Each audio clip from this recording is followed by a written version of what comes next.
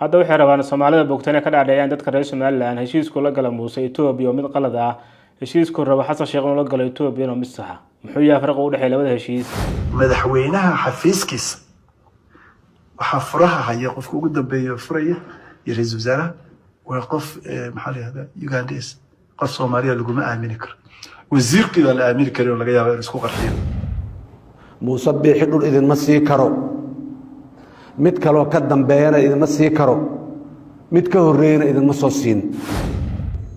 Itoobiya haddii ay doonayso xeebaha Soomaaliya inay soo gaarto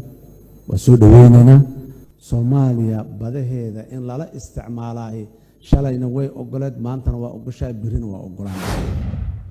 waa kana meel raaca dadka reer Somaliland Xasan Sheekh uu rabo inuu ku barlaxawsado dadka Soomaaliyeed waa dadka uu diidan yahay noloshooda iyo deegaankooda in la maal gashado nuxurka hadalkiisu wuxuu yahay Xasan Sheekh Itoobiya iska dhaafto dekadaha badaha ee Somaliland anaa bad iyo dekadba ka siinaya deegaanadeeda calaashan wuxuu rabaa Xasan Sheekh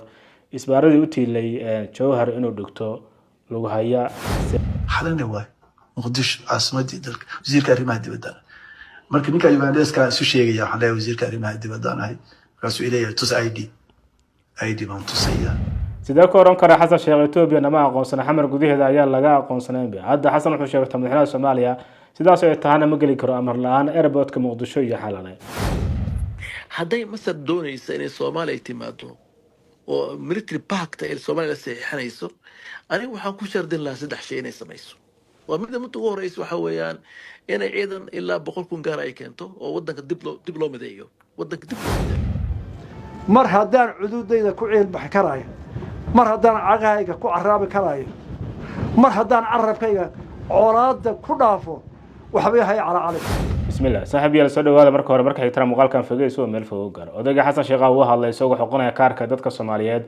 dad Soomaaliya ka dhaxaysa dan miyaa jirta Xasan Sheekh inta la fikirka wuxuu rabaa inay sameeyaan Soomaali cusub oo aan ahayn shantii la isku oran jiray shantii Soomaaliyeed inta ay qiyaaliga beenta isku sheekeynayaan ma soo dhawaa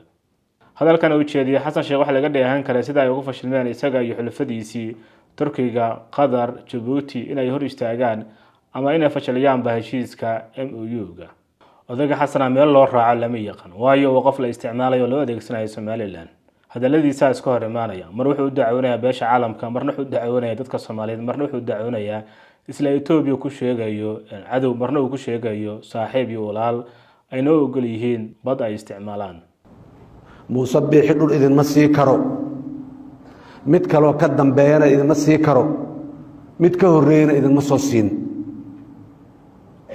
waqti badan iyo idin kaga dhumin waxaas taariikh hore oo qadiim ah oo dhiig badan iyo maxaan ku raada xumaan badan iyo colaad badan ay nagu soo dhaxmartay waayo dhulkan yaanan sii wadin waxa taariikhdaas yaanan sii wadin aan joojino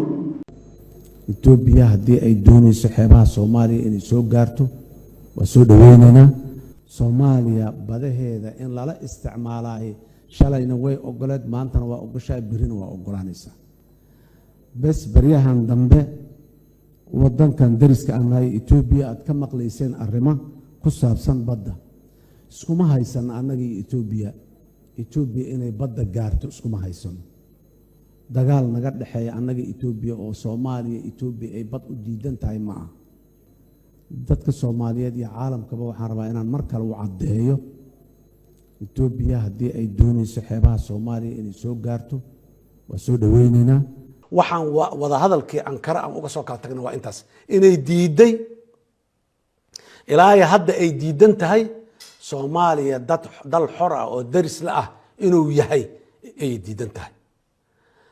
taas ilaa ay ka aqoonsanayso badna kama hadli karno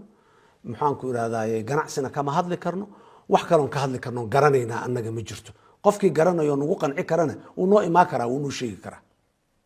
dadka Soomaaliyeed nasiib darro waxa ah dadka Soomaaliyeed qaarkood waa kana meel raaca dadka reer Somaliland Xasan Sheekh uu rabo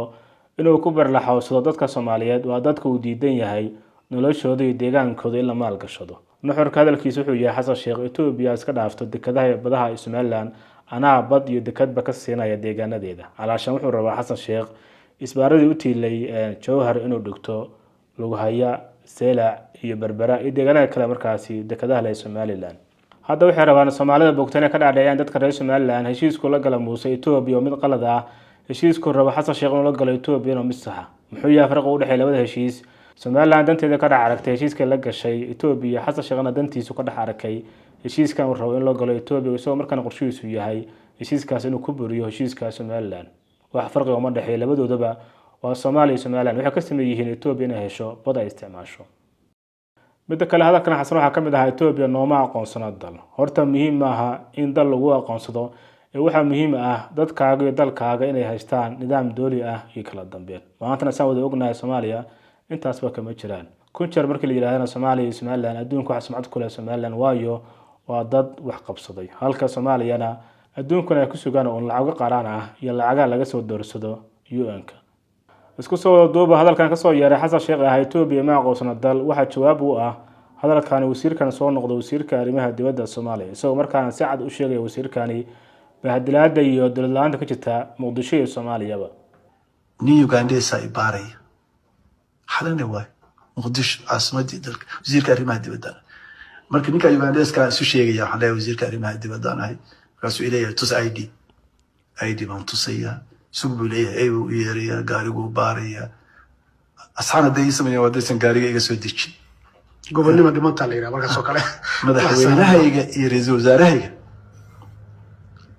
marka tan inay Soomaalidu dhibsadaan ma xaqiiqo way madaxweynahayga iyo ra'iisul wasaarahayga si ula kulmaan qof safaaradda Mareykanka ka socda junior officer waxay imaanayaan airport magaalada Xamar waa la xirayaa maxaa la yiraahdaa dadku dhan waa laga xiray maalintaas oo madaxdu iyada baabuur waaweyn iyo raacaan oo moogtay laga ilaalinayo isqarxin iyo waxaas iyo balaayi dariiqada xiray waa maqlaysaan nin safaaradda Mareykanka ka socda ayaa arbago ma u tagayo maxaa la yiraahdaa villa Soomaaliya ma u tagayo madaxweynaha iyo wasaaraha u imaanay yani taas ma marka waxa sabab soo joogta adiga madaxweynaha xafiiskiisa waxa furaha haya qofka ugu dambeeyo furaya iyo ra'iisul wasaaraha waa qof maxaa la yiraahdaa Ugandes qof Soomaaliya lagu ma aamini karo wasiirkii la aamini karo laga yaabo inuu isku qarxiyo wasaaradii ama madaxweynaha ra'iisul marka aniga waa u dul qaadan jiray anoo yani dareemaya maaragtay yani ixtiraam darrada haddana waxaan ogahay anagii soo shabaab iyo noogu joogaan soo halkan sidoo ka oran kara xasan sheekh etoobiya nama aqoonsana xamar gudaheeda ayaa laga aqoonsanay hadda xasan wuxuu sheegay madaxweynaha Soomaaliya sidaas ay tahay ma gali karo amar la'aan airportka Muqdisho iyo xalanay Soomaaliya ma jecel runta bedelka runta waxay ka jecel yihiin inay isugu sheekeeyaan been iyo qiyaale hadda koon ila arka waxay isugu sheekeynayaan laakiin muhiimadu waxa weeyaan hadday masar doonaysa inay Soomaaliya timaado oo military pact ay Soomaaliya saxiixanayso anigu waxaan ku shardin lahaa saddex shay inay samayso waa mid ugu horeysa waxa weeyaan inay ciidan ilaa 100,000 gaar ay keento oo wadanka dib loo mideeyo labo in macnaha waxa weeyaan Masar